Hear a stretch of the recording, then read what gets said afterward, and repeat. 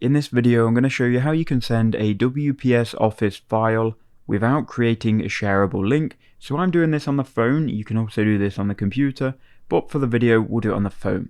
So in the WPS Office app, we can then go to recent and find our documents. So I'm going to send this important document here. If I click on it, here you can see it.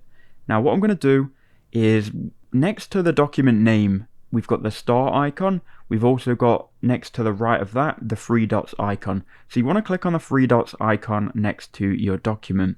Then it will open up this window and you can go ahead and click share to friends.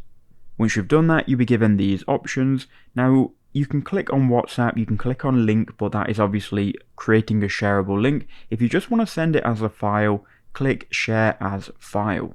Then click share as file again. Then it will open this window, and what you want to do is click save to files, essentially saving this to your local files on your phone. Once you've done that, go ahead and then rename it. I'll just call it just 112. Then we'll click save, and it's then going to save it to the files on my iPhone. Now we can go to whatever app we want to send it via. So here we are on WhatsApp web. I'm going to open up a chat with myself. And then once we're inside of this chat, we can click on the plus icon on the left here. We can then go to document. Then we can click choose from files. Then you can go ahead and find the document. So mine is 112. Click on that, click open, and then it's going to upload the file. Click send.